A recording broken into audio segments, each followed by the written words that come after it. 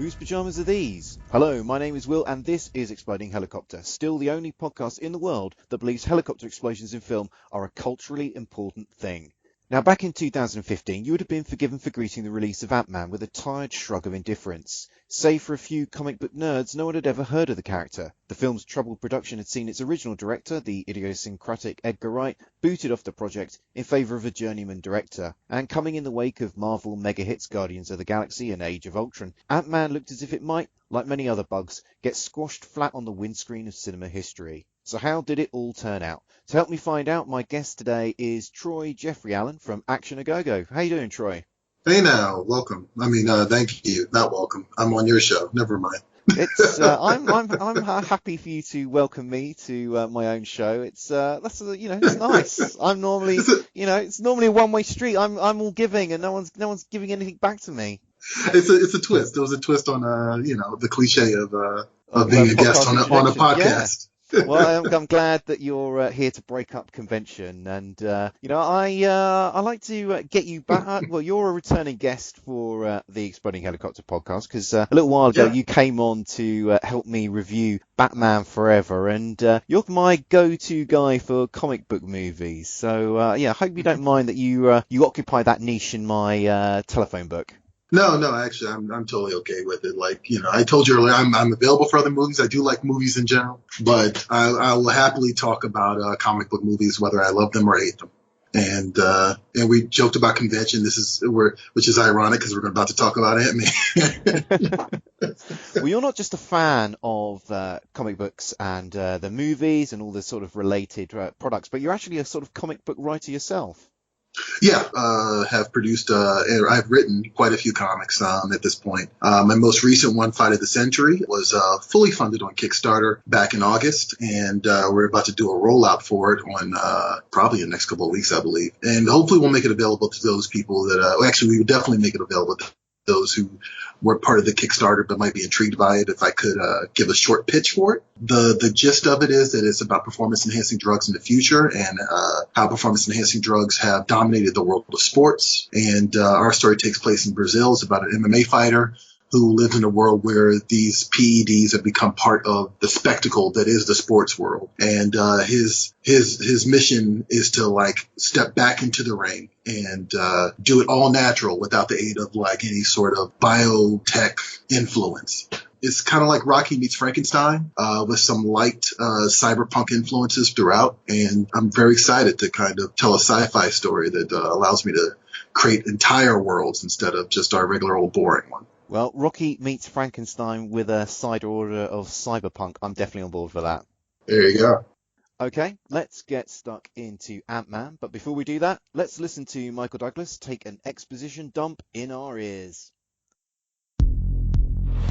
40 years ago, I created a suit, but it was dangerous, so I hid it from the world. My assistant, Darren Cross, they became obsessed with recreating my formula. If this technology gets out, it's going to be chaos. Scott, this is your chance to become the hero. I need you to be the Ant-Man. I think our first move should be calling the Avengers. Ant-Man came out in 2015. Its main character is Scott Lang, a Robin Hood-style cat burglar who's estranged from his former wife and daughter. Lang is recruited by Hank Pym, a scientific genius who has invented a suit which allows its wearer to shrink in size. Pym fears that his former protege, Darren Cross, is about to discover how the technology works. He wants Lang's help to stop Cross, as Pym fears that Cross will get up to no good with it. As Ant-Man, we have Paul Rudd, Michael Douglas as Hank Pym, and Evangeline Lilly as his daughter Hope. We also have Corey Stoll as Darren Cross and Michael Pena as Comic Relief. The film was directed by Peyton Reed after Edgar Wright famously dropped out of the movie, citing our problematic friend creative differences. Ant-Man grossed over $500 million worldwide and was generally well received by the critics, with its humour and inventive set pieces coming in for particular praise. Although the London Evening Standard sounded the cooler note, saying Ant-Man just isn't that great an idea, and the film exists only because the Marvel machine is working so remorselessly through its massive back catalogue. But more importantly, let's find out what my guest Troy thinks of Ant-Man. So Troy, what did you make of Ant-Man? I find it endearing. It's definitely has a lot of the issues that like people like to lobby against Marvel movies in general, and I think it's more recognizable in this movie than I think it is in some of the other Marvel movies. But at the same time, like it's fun. It kind of surprised me that it skews more towards kids. And I agree with what you said, what some of the critics said earlier about like, the gags are good and the gags are solid and the set pieces are actually pretty spectacular, actually. And yeah, I just think I think it's a neat movie. I don't think it's a fantastic movie. I don't think it's the best Marvel movie, but I think it has some charm and it'll be fun to see a sequel where they go with the rest of all these ideas that they've presented. Well, I think I'm in a similar sort of camp as to yourself because I really enjoyed this movie, and that is probably higher praise than it might sound because I'm not a huge Marvel Cinematic Universe fan. There's some movies in there that I do enjoy, but there's quite a lot of them that I just find very so-so, and indeed some of them I just find plain boring. But there are, I think, some aspects of this film that I really enjoyed. I think the fact that it is quite a self-contained story. I think I find some of the other Marvel movies, they're very densely interwoven with other movies, other titles, and requires that kind of wider knowledge to really sort of get the most out of them. I think it kind of helps that you've got an unfamiliar character in Ant-Man. I think it means that you're not bringing any baggage as a viewer. It is very light-hearted in tone and has fun with its premise, and yeah, it's just I really enjoyed it. Yeah, I didn't quite know what to make out of the Edgar Wright Peyton Reed switch, and my confidence going into this movie was fully because like I had become a fan of like the Marvel movies. I was already a fan of Marvel in general, but like the Marvel movies had kind of really followed like a nice pattern of making just solid entertainment that has enough comic references, but also just kind of stays true to the core of the characters, which I think gives them a genuineness that is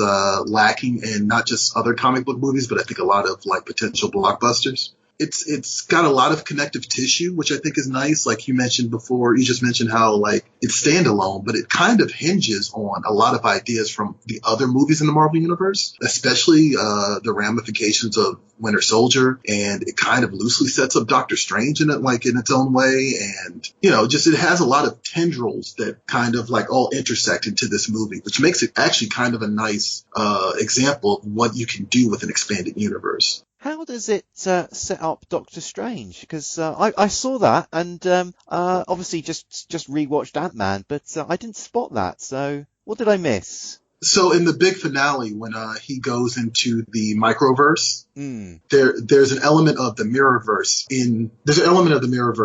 in that like that atomized state that he's in. And we haven't gotten full confirmation of this, although Doctor Strange itself kind of points in that direction. But my understanding has always been that the idea is that the microverse and the mirrorverse are one and the same. So like it's very much a similar concept. I hope I'm calling it the right thing. I think it's called the Mirrorverse in Doctor Strange. But like this idea that the Marvel movies have kind of always have always led with this idea since Thor that like magic and science are kind of the same thing, and that you can explain away any type of magic you can give any type of magic in the Marvel universe a scientific explanation. And this is kind of their way of merging those two between Hank Pym's Pym particles and what he tapped into, and what Stephen Strange taps into in Doctor Strange later in the film. When you first started speaking about Ant-Man, you mentioned that the film had some of the regular criticisms or regular flaws that people throw against Marvel movies. I just wondered what were those that you were alluding to? Well, I mean, definitely there's the criticism of like how the bad guy is like almost a mirror image of like the dark mirror image of like the hero. I've always kind of found that argument to be kind of a little suspect because like I can't think of any movie where the villain and the hero aren't like kind of like just polar opposites and kind of reflect each other in a light and dark sort of way. I'll even go as far as to say that, like, you can make the argument that, okay, Hans Gruber, John McClane, right? Like, John McClane is a blue-collar guy, and Hans Gruber is, like, this elitist, And, like, they are both, like, kind of, like, thrust into the scenario. But, like, at the same time, like, they kind of play off each other's differences, but also reflect each other in, like, their own weird way because they're both trying to, like, outsmart the other. So I think that, like, there's various levels to that. And I think that most movie villains are kind of like a reflection of the hero. Well, I don't think it's just movies. I mean, I think it is a classic device in a lot of storytelling. I mean, if you think back to, I'm a big Sherlock Holmes fan, and his great nemesis Moriarty. his great nemesis Yeah. is Moriarty, and he is a sort of an evil mirror image of Sherlock Holmes. So I'm inclined to sort of agree with you there, and just think that you can't really criticize Marvel for Right. using a kind of a classic convention of storytelling.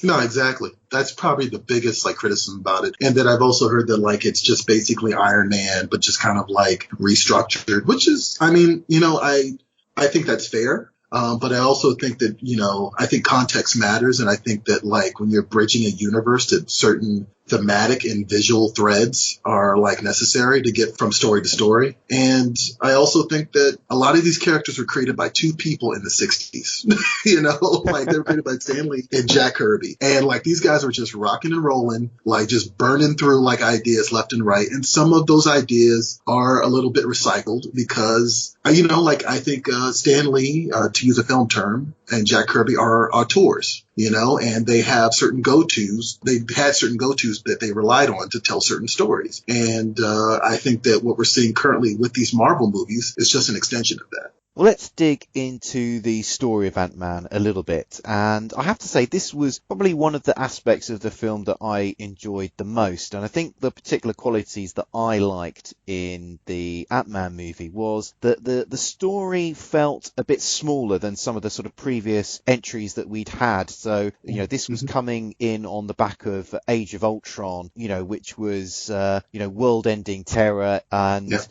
here the stakes are much smaller. Paul Rudd is trying to get back together with his daughter. Darren Cross and the Yellow Jacket and all this, this is a powerful technology which could be put to bad use, but the world is not in immediate jeopardy in this particular movie. And I did appreciate it being a sort of a smaller story because it felt somehow a bit more real, I think. No, and I think that's valid. Like, there's a certain amount of like receptiveness that like, these movies have to have. Like, I think there's a line, but I think there's a certain amount of receptiveness that these movies have to have. And like, clearly Marvel has, or Kevin Feige, or whoever you want to credit for that, had heard people's criticisms about all the world-ending, city-shattering climaxes and went in a different direction with it. And, look, world-ending, city-shattering climaxes are fine for like, these big team movies. But just like with Spider-Man Homecoming, that doesn't have to be the case with some of these solo adventures with some of these characters. And yeah, and actually I find it kind of amusing that because the character is small, literally, they have fun with that idea that like they can destroy a lot of things, but it's all about scale. Like there's literally a scene where like I think they destroy a miniature that is supposed to be a miniature of the building that they're in, and it's actually like the joke is, and actually if I remember correctly, the soundtrack actually calls it a center for ants, which is actually a pull from Zoolander. But like basically they destroy this entire center, but it's just a miniature. But Ant-Man is like, scaled small. So it's like, it's pretty much a destroying a city building, but they just play off of these ideas and have fun with it. And they do the same thing again later with the Child's Playroom. Yeah, that was a great scene, the Child's Playroom scene. I really enjoyed that. But I was not familiar with the Ant-Man character before coming into this movie. And I think that, I don't know, the sense I have is it kind of freed up, Marvel, the producers of this movie, to play with this one a bit more. And it feels like it allows them to take a few more risks, which is perhaps an interesting thing to say, given that, a director did get fired off of this project for perhaps wanting to take too many risks. But I don't know. It does feel like, this one came after Guardians of the Galaxy, which was a bit of a one which played a bit with the usual tone that the Marvel movies makes. And this one feels like, again, like another one where they're sort of stretching or pushing what they can do. And it's interesting that we're now talking about this one in the wake of Thor Ragnarok, which is, I think, almost feels like they dipped their toe in the water with this movie, with Guardians of the Galaxy, and then with Thor Ragnarok, they felt, okay, you know what? We really can give a director, we can just give him his head to play with all the toys in the box.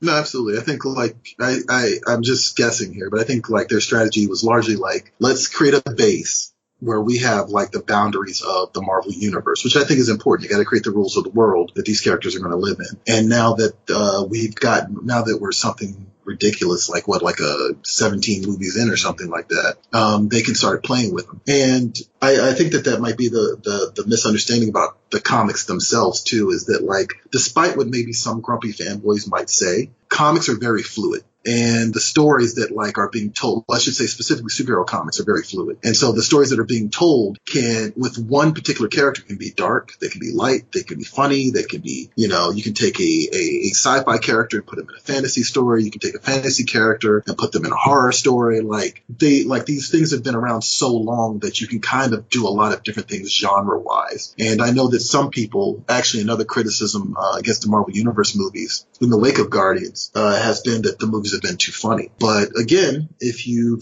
have stuck around and read some of these comics for a longer period of time, you'll realize that, you know, Stan Lee tended to like do like winks and nods and even break the fourth wall in the middle of stories to kind of like, you know, joke with the reader. And there have always been, and especially since these characters have been around so long, there have been entire issues that have been like a complete and total departure from sci-fi, horror, or action, and have just been about comedy. So again, this is very much still in step with the source material. Like, it's not a departure. One of the things that surprised me about Ant-Man, rewatching it, was like how many pulls are really actually from the comic. Because there's a lot of pseudoscience and a lot of character relationships that lean heavily on this character's history in the comic books, which I think is kind of interesting. I think the big one, I don't know if you want to get into that just yet. I know we're going to talk about this, but the Hank Pym's, the difference between Hank Pym in the comic versus Hank Pym in the movie. Well, let's get into the whole Hank Pym issue now. Hank Pym's big, or one of his big moments is he created Ultron. So there's a huge difference from the comics in that regard. But like, his other thing is, and he also was one of the founding members of Avengers, and that's a major departure from the comics. Yeah. But the other idea here is that like he backhanded his wife in the 70s, I want to say.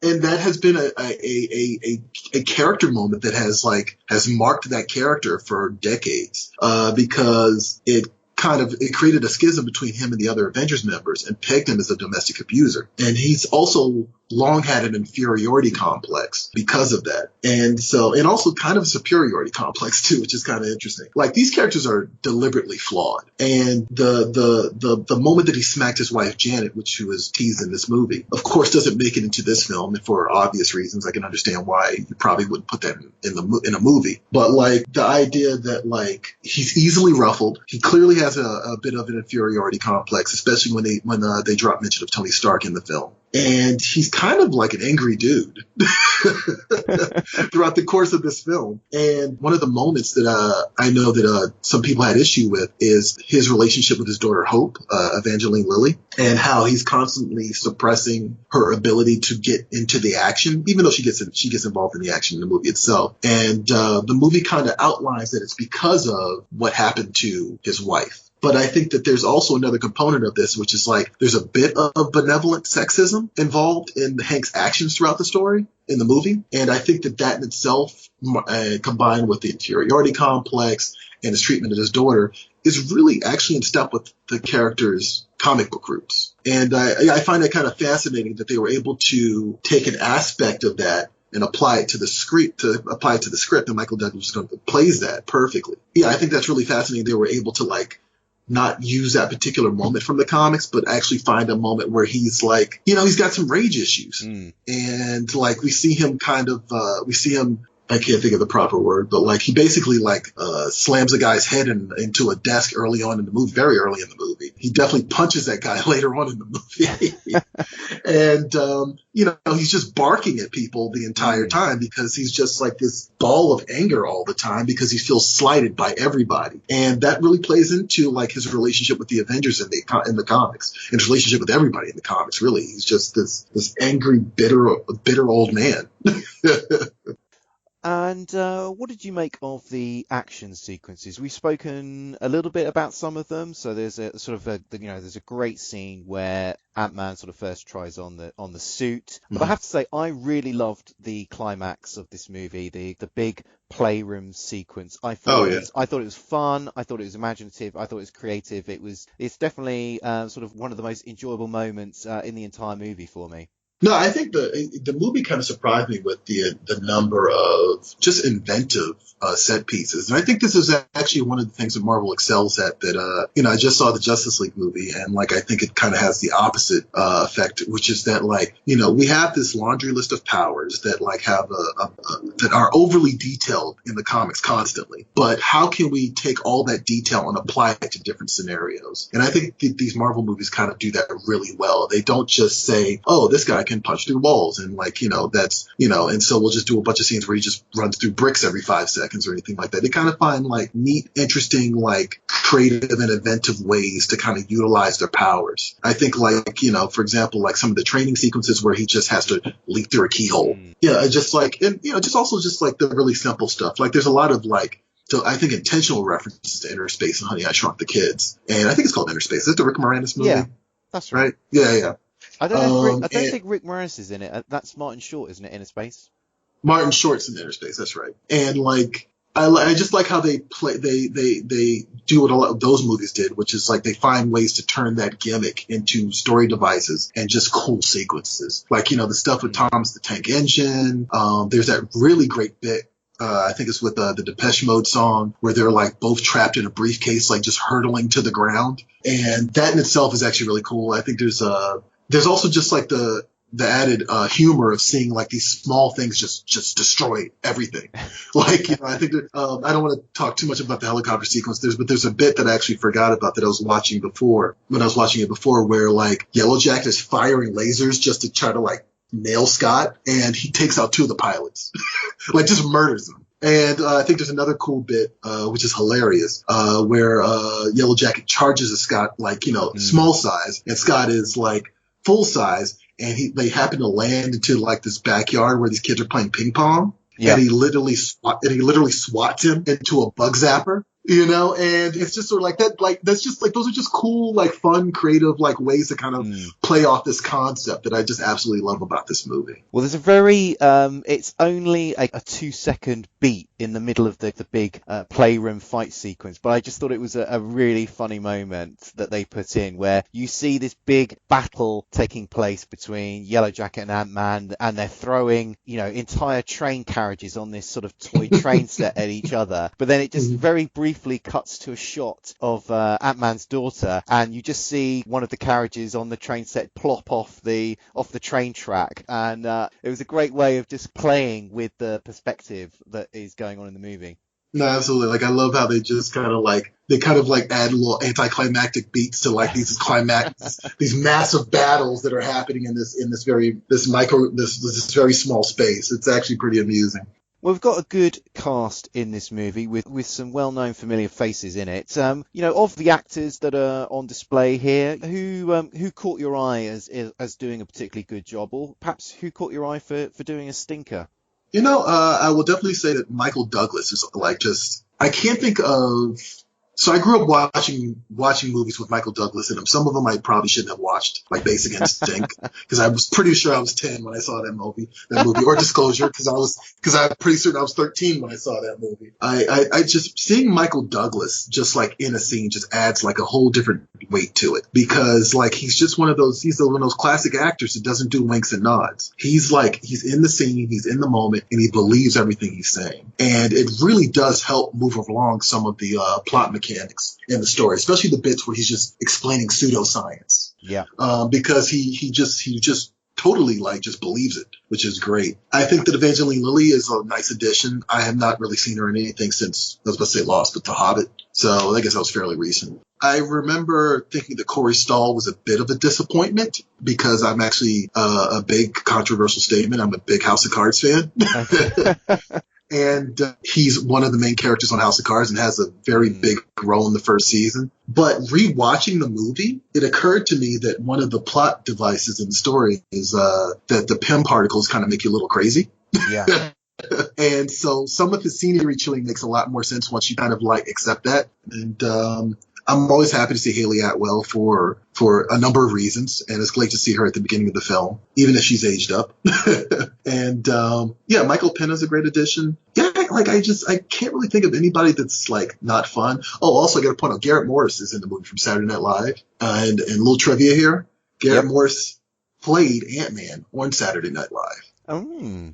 So there's a little detail for it. Oh, and then John Slattery's in it playing Howard Stark, which is, I think, actually, as much as I like Dominic Cooper and other things, but it's nice to see John Slattery play Howard Stark instead of Dominic Cooper. Well, it was nice to hear you appreciate the work of Michael Douglas, because I'm a big Michael Douglas fan. I'm not gonna sit here and say that he is one of the greatest actors Hollywood's ever seen, but I think he is a bit of an underappreciated actor. I think that he, as you were saying, he always brings a believability to his roles, and he's got a kind of range of stuff that he can do really well, and he's definitely within this sort of role is definitely within the kind of groove that he can work really well. And I think he's kind of the MVP of this movie. He's got some, he's delivering some great punchlines in quite a lot of scenes. And I have to say, the sequence where we see the de-aged Michael Douglas is amazing. I don't know why we can't make more 1980s Michael Douglas movies just using this technology. Like, if computers could do this, we should be doing this all of the time. Yeah, that was a missed opportunity for that. Was it Wall Street 2? That Wall Street sequel. That would have saved the movie. No, it wouldn't have. But Okay, now it wouldn't be the Exploding Helicopter podcast if we didn't talk about the exploding helicopter in this film. But first, I'm going to make you listen to an imported sound file about another show. Hey guys, this is JD from the In Session Film Podcast. Every week on our show, you can join my co-host Brendan and I as we review the latest films that's out in theaters. It also inspires us to discuss a top 3 list of some sort, and we have a lot of other fun movie discussions as well. It's always a blast. And we also have a show on Fridays called our Extra Film Podcast.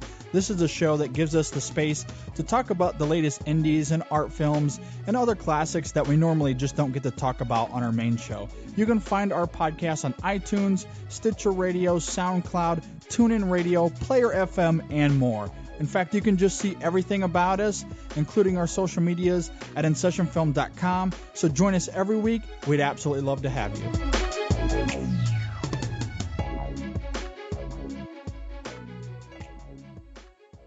We're back and we're ready to rumble. So this is the part of the show where we talk about the exploding helicopter action, and this occurs early in the film as Darren Cross is giving a presentation about his yellow jacket invention. He plays a promotional video showing the suit's abilities. In it we see a running soldier miniaturized, followed by the explosion of 1, possibly 3 computer-generated helicopters, presumably from the Yellow Jacket jumping into each of them. But who knows, because the whole scene is very brief and is over in the flash of a rotor blade. Troy, what did you make of the exploding helicopter action in Ant-Man? So I will openly admit that I totally missed that, and I actually thought the exploding helicopter was in a different sequence when we first started talking about this. And I think that I blinked and I missed these 3 helicopters getting destroyed in this overly elaborate military promotional video. But if we had to give points for an exploding helicopter, I'm gonna probably have to deduct some points for the fact that the sequence later in the movie doesn't have an exploding helicopter, and the exploding helicopter that we get, while it's a trio of exploding helicopters, there's no dead bodies, so it doesn't count. I don't know if I can co-sign that. Well, I mean, it raises a sort of interesting question, because, it's quite a meta exploding helicopter, because we're watching a film within a film. So, yes. And these are very clearly computer animated helicopters. So I want to see the real thing be blown up. I don't want to be cheated off by, subpar computer grained graphics. Well, I mean, that's the other meta thing about it, right? Like, in a movie filled with CGI, here's an exploding helicopter that's CGI, but it's dumb. It's kind of watered down to make it not look authentic. So it's just, it's a very strange thing. But if we're working on a scale of 1 to 10, I'd probably have to deduct 3 stars from Ant-Man, because no dead bodies in an exploding helicopter. And there's a great opportunity for an exploding helicopter later in the film, which is during actually the Depeche Mode battle sequence, which we'll call it, and they don't even utilize it. The helicopter just kind of trails off into the distance, and we don't see it anymore. I hate to do this, Troy, because I hate being finicky, but I am just going to point out that it wasn't Depeche Mode, it was The Cure. Only because It was The Cure. Only because there's a listener who's probably screaming at you and me right now, going The Cure, and oh, why don't these who are these doofuses doing this podcast? So I'll just nip that in the bud now. But okay.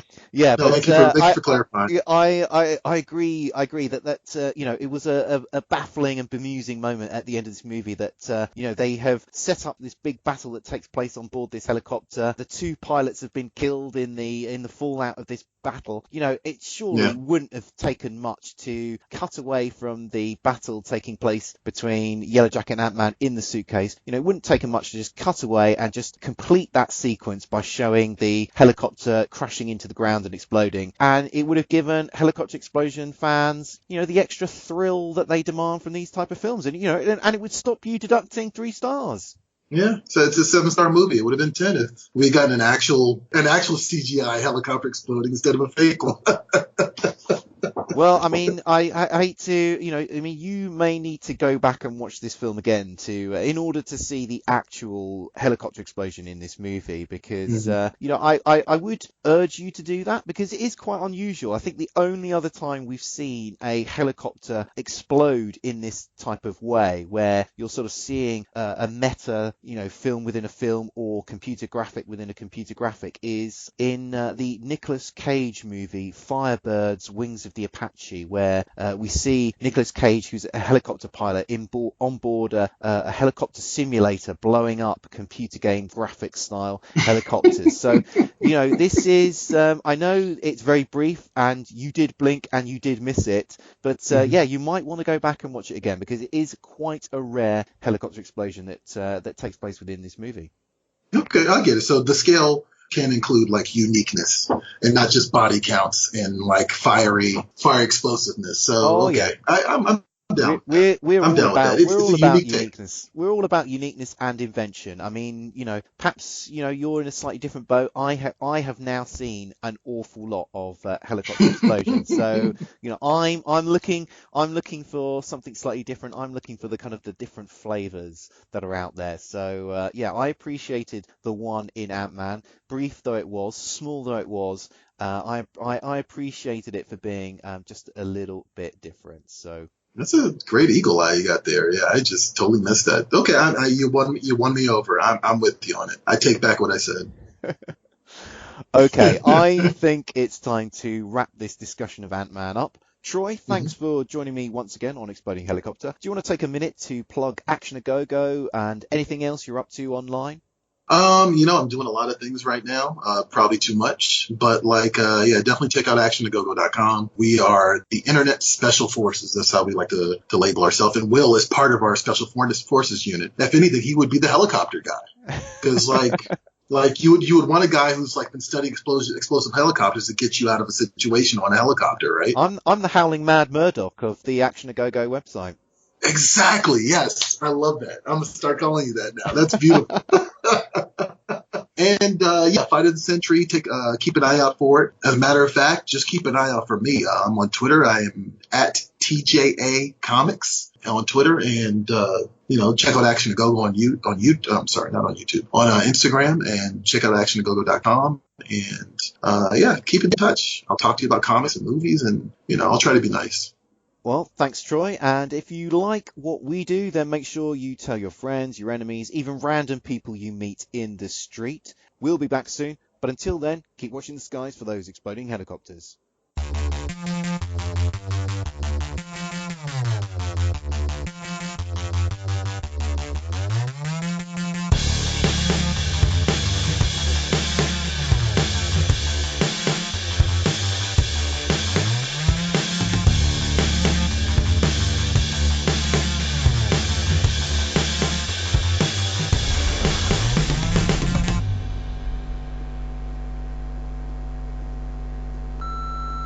This podcast is a proud member of the Lamb Podcasting Network. Find the network at largeassmovieblogs.com.